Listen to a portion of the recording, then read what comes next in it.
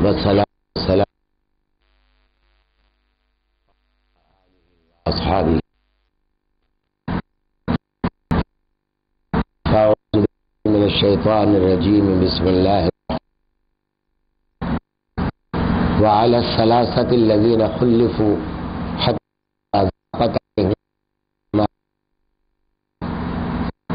ضاقت عليهم أنفسهم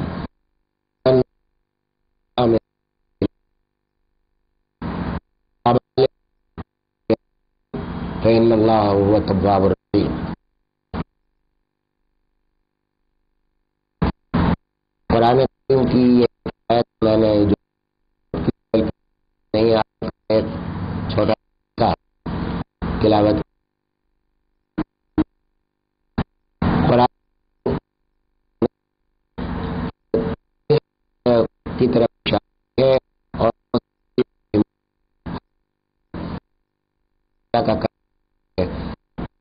بھی بیان کر رہے ہوتے ہیں کسی ماضی کے واقعات کا، بھی بہت سی تعلیمات اللہ تعالیٰ ڈال دیتے ہیں جو ہے اس میں اور درستگی پیدا ہو. تاریخی واقعہ اس کا تھوڑا سا بیک گراؤنڈ عرض کروں گا. غزوہ مشہور علیہ وسلم کی عادت مبارک تھی کہ آپ تو اپنے ارادے کو کرنے کے لیے آپ یہ کیا کرتے تھے کہ اگر جانا ہے مشرق میں تو مغرب کے حالات پوچھنا کر دیتے، مغرب فلاں جگہ کیا ہے، فلاں جگہ کیا ہے، تاکہ لوگوں کو یہ کفار کو یہ منافق خاص طور پر تھے بڑا خطرہ لگا تھا، تو اس وقت فرمایا کرتے تھے حالات دوسری جگہ سے پوچھتے تھے، جانا کہیں اور ہوتا تھا. اور بالکل وقت پر صحابہ کرام چنانچہ غزوہ تبوک کا واقعہ تو چونکہ یہ کٹھن وقت تھا، کئی معنوں کٹھن.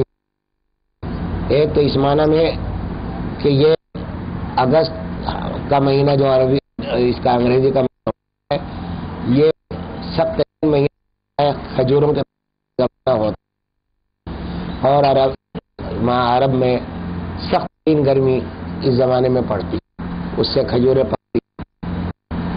تو جن صحابہ کرام کے کچھ باغات کھجور کے تھے یا کھجور کی کاشت کرتے تھے، تو وہ ان کے لیے ایک یہ اگر توڑ کر تو کیا اس کا پیچھے کیا ہو. اس وقت اس وقت یہ خفیہ نہیں رکھا تھا تاکہ لوگ پوری طرح اپنے معاملات کو نمٹا کر اور پھر آگے اور جس غزوہ پیش آیا منافقین کو، تو منافق نہیں، وہ تو ایک ایک کر کے کھسک گئے، کچھ کسی نے کچھ عذر کیا، کسی نے کچھ عذر کیا. اور وہ 3 صحابہ ایسے تھے کہ جنہوں نے یہ سوچا، میں یہ حضرت کعب رضی اللہ تعالی عنہ کی روایت سے عرض کر رہا ہوں، وہ اپنا واقعہ خود بیان فرمائے کہ سوچا کہ ابھی کھجور اور گرمی بھی بہت ہے، تو میں ذرا کھجور لشکر چلا جائے تو میں آگے پیچھے سے جا کے ان کو مل جاؤں گا. ہوتا تھا کہ کوئی کسی کام سے پیچھے رہ جائے اور جایا کرتے.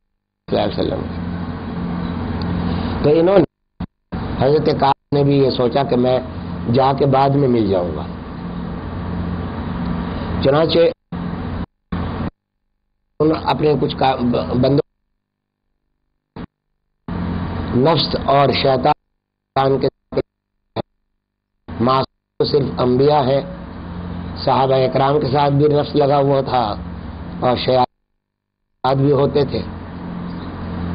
تو دل میں یہ خیال آیا کہ بس اب چلا جاؤں گا، ابھی آج نہیں منزل آگے گیا اور لشکر جا کے پکڑ لوں گا لشکر۔ اس طرح سوچتے سوچتے وہ کاموں میں الجھ گئے اور تبوک میں پہنچ نہیں سکے۔ آئے صلی اللہ تعالیٰ علیہ وآلہ وسلم کو تبوک پہنچ کر معلوم ہوا، پوچھا صحابہ کرام سے کہ کہاں ہیں کعب؟ کہا وہ پیچھے رہ گئے۔ تو قرآن کریم میں وحی کے ذریعے حضرت صلی اللہ علیہ وسلم کو اس پر عتاب ہوا کہ یہ پیچھے رہ گئے ہیں، جہاد سے منہ موڑا ہے ان لوگوں نے، تو ان سے ابھی آپ کلام نہ کریں، ان کا معاملہ ہمارے سپرد کر دیں، ہم اس کا فیصلہ کریں گے۔ تو ان کا اس معاملے کو معلق کر دیا گیا تھا۔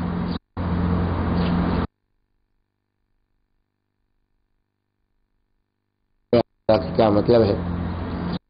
فعلى الثلاثة الذين خلفوا حتى إذا ضاقت عليهم الأرض، اور اللہ تعالیٰ مہربان ہے ان تینوں پر بھی جنہوں نے جو پیچھے رہ گئے تھے اور انہوں نے خلاف کیا۔ حتى إذا ضاقت عليهم الأرض، یہاں تک کہ زمین ان کے اوپر تنگ ہو گئی۔ ضاقت علیہم الارض بما رحبت، باوجود اس کے کہ زمین بہت وسیع بنائی ہے ہم نے، لیکن ان تین پر وہ زمین تنگ ہو گئی۔ وضاقت علیہم انفسہم، اور زمین ہی تنگ نہیں ہوئی بلکہ خود ان کی اپنی زندگیاں ان کے اوپر تنگ ہو گئی۔ وضاقت علیہم انفسہم،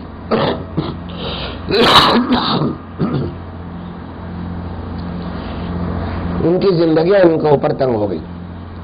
وَظَنُّوا أَن لَّا مَلْجَأَ مِنَ اللَّهِ إِلَّا إِلَيْهِ، اور وہ سمجھ گئے کہ اللہ ملجا من اللہ الیہ، کہ اللہ کی طرف سے آنے والی تکلیفوں کا علاج اس کے سوا کچھ نہیں کہ اللہ ہی کی طرف رجوع کیا جائے، اللہ ہی کی طرف لوٹا جائے، یہی حل ہے، اس کے علاوہ اور کوئی حل نہیں۔ یہ بات ان کی سمجھ میں آ گئی۔ ابھی اس کی ذرا تفصیل عرض کروں گا۔ ثم تاب علیہ، پھر اللہ تعالیٰ نے ان کی طرف توجہ فرمائی، لیتوبوا، تاکہ وہ بھی اللہ کی طرف رجوع کریں۔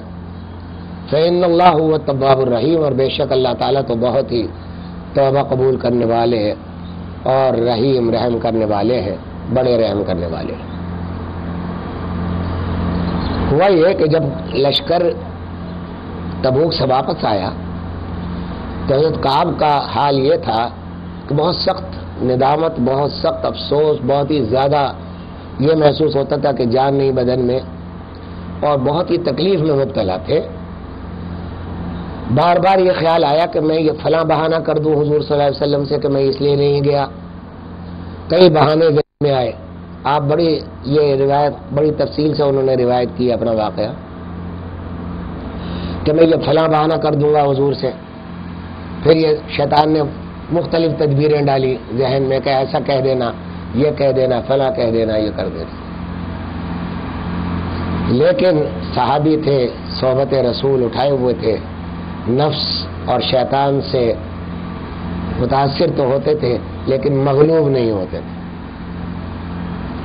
تو حضرت کعب نے یہ فیصلہ کیا کہ نہیں، اب جو بھی سزا متعین ہے مجھے اللہ کے سامنے جانا ہے، تو اب اس کے سوا اور کوئی حل نہیں کہ میں جو کچھ حق ہے وہی بیان کر دوں کہ سچی بات یہ ہے کہ میں کس وجہ سے رک گیا اور کیوں رہ گیا۔ لیکن اس کی بھی ہمت نہیں ہوتی تھی۔ تنگی کا حال یہ تھا کہ ایک چادر ان کے بدن پر رہتی تھی، کوئی دوسری چادر اور ہوتی نہیں تھی، اور ایک چادر اوپر ایک چادر نیچے، یہی لباس تھا جو احرام کا ہوا کرتا ہے عام طور سے اس زمانے میں، یہی لباس تھا۔ تو انہوں نے یہ فیصلہ کیا کہ جو اگر حضور صلی اللہ علیہ وسلم فرمائیں گے، پوچھیں گے تو بس سچ سچ عرض کر دوں گا اور کچھ نہیں۔ قرآن کریم یہاں ان تین حضرات کا ذکر کر رہا ہے، تو اس کا مطلب یہ ہے کہ دونوں دوسرے صحابہ بھی اسی نتیجے پر پہنچے ہوں گے کہ ہم سچ سچ عرض کر دیں گے، کوئی بہانہ نہیں کریں گے، کیونکہ یہاں تینوں کا ذکر قرآن نے کیا۔ الگ سے ان کا ذکر کہیں میں نے نہیں پڑھا، اس روایت میں جو اور اس آیت میں تین کا لفظ ہے تو اس واسطے یقیناً وہ بھی شامل ہے۔ اللہ اکبر۔ چنانچہ ہوا یہ حضرت صلی اللہ تعالیٰ علیہ وآلہ وسلم نے صحابہ اکرام کو منع فرما دیا کہ ان سے کوئی کلام نہ کرے، ان تینوں سے ان کی سزا یہ ہے کہ ان کو کوئی کلام نہ کہ گویا سوشل بائیکاٹ کر، ان سے کوئی معاملہ نہ کیا۔ اور آپ نے اپنا خود معاملہ یہ رکھا، خود فرماتے ہیں حضرت کعب رضی اللہ تعالیٰ عنہ کہ میں جب مسجد میں جاتا اور آپ کو سلام کرتا تو آپ منہ پھیر لیتے، اگرچہ میں آپ کے ہونٹوں کی حرکت کو تو دیکھتا تھا کہ جواب دے رہے ہیں، لیکن آپ ان کی طرف سے۔ اور عجیب محبت کے قوانین عجیب عجیب ہوتے ہیں۔ محبت میں سرشار تو صحابہ کرام سبھی تھے، لیکن جو خاص کی محبت کی یہ ہوا کرتی ہے کہ ایک عاشق کے سامنے وہ عاشق اپنے محبوب کو دیکھتا ہے تو محبوب اس کی طرف سے نظریں ہٹا کر ادھر ادھر دیکھنے لگتا ہے۔ اب عاشق یہ سمجھتا ہے کہ میں اگر محبوب کو دیکھوں گا تو محبوب میری طرف نہیں دیکھے گا، جب میں ادھر ادھر دیکھتا ہوں تو محبوب میری طرف دیکھتا ہے، تو عاشق پھر یہ گوارا کرتا ہے کہ میں نہ دیکھوں محبوب کو، محبوب میری طرف دیکھتا رہا، یہ زیادہ بہتر ہے، اس میں زیادہ لذت ہے، اس میں زیادہ سرور ہے۔ حضرت صلی اللہ تعالیٰ علیہ وآلہ وسلم کا معاملہ بھی یہ تھا، فرماتے ہیں کہ میں جب آپ کی طرف دیکھتا تو آپ ادھر ادھر کر لیتے، اور جب میری نظریں ادھر ادھر ہوتی تو حضرت صلی اللہ علیہ وسلم مجھے دیکھتے تھے، تو میں پھر اس سے بچتا تھا کہ میں آپ کی طرف نہ دیکھوں، حضرت مجھے دیکھتے رہے صلی اللہ تعالیٰ علیہ وآلہ وسلم۔ یہاں اس سے یہ بات معلوم ہوتی ہے کہ حضرت صلی اللہ تعالیٰ علیہ وآلہ وسلم کو بھی کوئی ذاتی ناراضگی تو تھی نہیں اپنے صحابہ سے، محبت تو حد درجے کی تھی۔ کافروں سے کے معاملے میں محبت تھی تو وہ مسلمانوں کے اور صحابہ کے معاملے میں محبت کا کیا درجہ ہوگا حضور کا، لیکن چونکہ حکم الہی تھا تو اس واسطے آپ نے یہ معاملہ رکھا کہ صحابہ کرام کو بھی منع فرما دیا۔ یہاں حضرت کعب احبار رضی اللہ تعالیٰ عنہ کو مسئلہ یہ تھا کہ وہ روتے بھی رہتے تھے، تدابیر بھی کرتے تھے کہ کیا حل کروں اس بات کا کہ کس طرح یہ میری توبہ قبول ہو، اللہ تعالیٰ کے سامنے گڑ گڑاتے تھے کہ غلطی ہو گئی۔ اور خوف کیا تھا؟ ڈر یہ تھا کہ اگر میں اس حالت میں مر گیا تو حضرت صلی اللہ تعالیٰ علیہ وسلم میری نماز جنازہ نہیں پڑھیں گے، اور یہ بات کہ نماز جنازہ نہیں پڑھیں گے یہ تو کسی طرح صحابہ کو گوارا ہی نہیں تھی، یہ تو ایک بہت بڑی قیامت ہوتی تھی ان کے لیے کہ حضرت صلی اللہ علیہ وسلم نماز جنازہ نہ پڑھے۔ یہاں شاید آپ کے ذہنوں میں بھی یہ سوال پیدا ہوگا کہ صحابہ کرام تو لاکھوں تھے اور حضرت صلی اللہ علیہ وسلم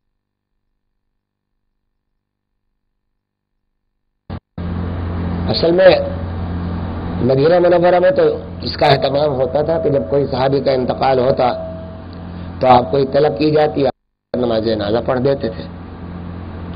مدینہ منورہ سے باہر کے لوگوں کی نماز جنازہ نہیں پڑھی جاتی تھی، حضور نہیں پڑھتے تھے۔ یہاں تو معاملہ یہ تھا کہ نماز جنازہ نہ پڑھنے کی وجہ کوئی عذر نہیں تھا کہ کوئی دور ہے یا کیا ہے، بلکہ اللہ تعالیٰ کی طرف سے حکم الہی کی تعمیل میں آپ نماز جنازہ نہیں پڑھ رہے ہیں۔ تو اس کا شکل کا جواب یہ دیا کہ بھائی اس کی شکل یہی ہے کہ تیر چلانے والے کے پاس جا کے پہنچ جاؤ، تو جب تک وہاں پہنچو گے تو تیر نہیں لگے گا، ورنہ ہر طرف تیر ہے، کہیں بچ نہیں سکتے ان تیروں سے۔ تو اس لیے بلکہ ایک روایت میں تو یہ ہے کہ افلاطون یا کسی یونانی فلسفی نے یہ سوال حضرت موسیٰ علیہ السلام کے پاس بھیجا کہ اس سے ایسے صورت میں بچنے کا کیا طریقہ ہے. تو حضرت موسیٰ علیہ السلام نے جواب دیا کہ بھائی جو تیر چلا رہا ہے وہیں کھڑے ہو جاؤ. تو اس فلسفی نے کہا کہ یہ جواب صرف نبی دے سکتا ہے اور کوئی نہیں دے سکتا. تو حضرت کعب رضی اللہ تعالیٰ عنہ فرماتے ہیں یہ اسی حالت میں موجود تھے. پھر حق تعالیٰ شاہ نے ثم تاب علیہم، پھر اللہ تعالیٰ نے توجہ فرمائی. رحیم و کریم ہے، تھوڑی سی سزا آزمایا بھی. منافقین کی حالت سے صحابہ کی حالت کو بھی ممتاز کر دیا کہ منافقین تو خوش تھے، ان کو کوئی تکلیف نہیں تھی، نہیں گئے، لیکن ان کے اوپر زمین اور زندگی تنگ ہو گئی. تو اس واسطے یہ بھی دکھلا دیا کہ دیکھو منافقین وہ ہیں جو ان پر کچھ نہیں گزر رہی ہو، یہ صحابہ. تو قرآن کریم میں یہ آیات نازل ہوئی ان کی براءت کی کہ ہم نے ان کو اوپر توجہ کی، اور توجہ کا مطلب یہ ہے کہ اب ہم نے ان کو معاف کر دیا. ثم تاب علیہم، ان کی توبہ قبول کر لی. لیتوبوا، کیوں قبول کر لی؟ اب یہ تاکہ یہ اب آئندہ ایسی غلطی بھی نہ کریں، اور یہ کہ اللہ تعالیٰ کی طرف رجوع رہے اور رجوع کرتے رہے. یہاں ایک تھوڑی سی تشریح عرض کر دوں کہ تابہ اور توبہ کے جو الفاظ ہیں جب بندے کے لیے بولے جائیں تو اللہ تعالیٰ سے رجوع کرنے کے معنوں میں ہوتے ہیں کہ اللہ تعالیٰ سے اپنے لیے رجوع کرے آدمی، ان سے توبہ کرے. اور جب اللہ تعالیٰ کے لیے یہ لفظ بولا جاتا ہے تو اس کا مطلب ہوتا ہے توجہ کرنا اپنے بندوں پر، کہ اللہ تعالیٰ خاص توجہ فرماتے ہیں. تاب علیہم، یہاں اللہ تعالیٰ فرما رہے ہیں کہ پھر ہم نے تاب علیہم، اللہ یعنی توبہ کے معنی نہیں ہے، اللہ تعالیٰ نے توجہ فرمائی اپنے بندوں پر. لیتوبوا، تاکہ وہ آئندہ متوجہ رہا کریں اللہ کی طرف اور آئندہ ایسی غلطی نہ کریں. تو یہ کیفیت تھی کہ اتنے میں یہ آیات نازل ہوئی. حضرت صلی اللہ علیہ وسلم کا چہرہ کھل پڑا، دل سے چاہتے تھے کہ یہ توبہ ان کی قبول ہو اور یہ ان کی یہ تکلیف دور ہو. آخر کار آپ نے یہ اعلان فرما دیا کہ تاب وغیرہ کو معاف کر دیا گیا ہے اللہ کی طرف سے. تو اس وقت اللہ اس زمانے کا طریقہ یہ تھا، آوازیں بھی بہت بلند ہوتی تھی کہ کسی بھی پہاڑی پر کھڑے ہو کر اور ایک وا صباحا یا اور کوئی ایسا جملہ جس سے خوشخبری کی طرف اشارہ ہو وہ بول دیا کرتے تھے چیخ کر. تو ایک صحابی دوڑے، ان کی تکلیف سے سب کو تکلیف تھی. ایک صحابی دوڑے اور جبل صلا، جن لوگوں نے دیکھا ہے مدینہ طیبہ میں جس کے دامن میں غزوہ خیبر وہ غزوہ احزاب ہوا ہے اور وہاں 6 مساجد بنی ہوئی ہیں، اس جبل پر چڑھ کر آواز لگائی اے کعب، اور جملہ وہ خوشخبری کا دیا. حضرت کعب رضی اللہ تعالی عنہ کو یقین تھا کہ توبہ تو قبول ہوگی ضرور، وقت لگ رہا ہے. تو آپ نے جب یہ خبر سنی تو اس اپنی وہ چادر جو ان کے بدن پہ تھی اس شخص کو جب یہ پہنچائے ان کے دروازے پر خبر دینے کے لیے تھی، یہ چادر اس کو ہدیہ کر دی اور اس طرح سے آپ کی توبہ قبول ہوئی. یہ واقعہ قرآن نے جن الفاظ میں واقعہ بیان کیا ہے وہ واقعہ عربی کے اعتبار سے بڑے غیر معمولی الفاظ ہیں، لیکن اس میں جو سب سے کام ہمارے حساب سے جو وہ تو ہر لفظ اس کا کام کا ہے. کون سا لفظ ایسا کس کو کہہ دے کہ یہ اللہ کا کلام ہے کہ وہ اس میں کام کی باتیں نہیں ہیں. خزائن سے بھرے ہوئے ہیں، معانی سے بھرے ہوئے ہیں، حکمتوں سے بھرے ہوئے ہیں، ایک ایک لفظ بھرا ہوا ہے. لفظ کی تشریح میں کچھ بھی کتنی بھی باتیں کی جا سکتی، لیکن یہاں میرا مقصود اس وقت یہ جملہ ہے کہ اللہ ملجأ من اللہ الا الیہ، کہ اللہ کی طرف سے آنے والی تکلیفوں کا حل سوائے اس کے کچھ نہیں کہ اللہ رجوع کرو۔ آج جن حالات سے گزر رہے ہیں، جن پریشانیوں میں مبتلا ہے، جو مایوس کن صورتحال سیاست کے میدان میں ہے، جو مایوس کن صورتحال معاش میں ہے، جو اخلاق میں ہے، اور کون سا شعبہ زندگی ہے جس کو ہم یہ کہہ سکیں کہ یہاں امن و امان ہے، کوئی غلطی نہیں، کوئی کرپشن نہیں، کوئی بھی جگہ ایسی نہیں۔ یہاں ایک بات اور عرض کر دوں کہ صحابہ کرام رضی اللہ تعالی عنہم انسان تھے، بشر تھے، اور بشر غلطیوں کا پتلا ہوتا ہے۔ معصوم صرف انبیاء ہے کہ انبیاء سے غلطی نہیں ہوتی، خلاف اولا کام تو ان سے بھی ہو جاتے ہیں، لیکن غلطی انبیاء علیہ الصلوۃ والسلام سے نہیں ہوتی، وہ معصوم ہے۔ لیکن اس کے علاوہ کوئی فرد یہ دعویٰ نہیں کر سکتا کہ میں معصوم ہوں۔ یہاں تک کہ صحابہ اکرام میں بھی حضرت ابوبکر جیسے مقام کے لوگ بھی یہ نہیں کہتے کہ ہم معصوم ہیں، بلکہ تو اور زیادہ ڈرتے۔ جو جتنا زیادہ اللہ سے قریب ہے وہ اتنا زیادہ ڈرتا ہے، اتنا ہی زیادہ نیکیاں کرتا ہے۔ لیکن صحابہ اکرام سے غلطیاں ہوتی تھیں، اور ان غلطیوں کا فائدہ عجیب و غریب ہوتا تھا کہ ہم سے غلطیاں ہوتی ہیں تو ہم تو اپنے کاموں میں لگ جاتے ہیں، غلطی کر کے کہہ دیا یا اللہم اغفر لی، استغفر اللہ۔ جس کو فکر ہوئی اس نے تو یہ بھی کہہ دیا، اور جس کو فکر نہیں ہوئی تو وہ تو پتہ نہیں کتنے گناہ صبح سے لے کے شام تک زبان سے ایسے الفاظ نکلتے ہیں کہ ان پر استغفر اللہ کہنے کی بھی تو نوبت نہیں آتی۔ وہاں یہ حال تھا کہ اگر کوئی غلطی ادنا سے بھی ہو جاتی تھی، یہ تو بڑی غلطی تھی جہاد میں نہ جانے کی، ادنا سے بھی غلطی ہو جاتی تھی تو وہ ان کی نیندیں حرام ہو جایا کرتی تھی۔ وہ اللہ کے سامنے اس طرح گڑ گڑاتے تھے جیسے ان کی سارا یعنی دنیا اور دین لٹ گیا، جیسے گھر بار سارا لٹ گیا۔ ایک واقعہ یاد آیا کہ ایک صحابی سے، چونکہ زمانہ قریب تھا جہالت سے، اس زمانے کی عادتیں پختہ ہوئی ہوئی تھیں برسا برس سے، تو ایک دم سے ان کو چھوڑ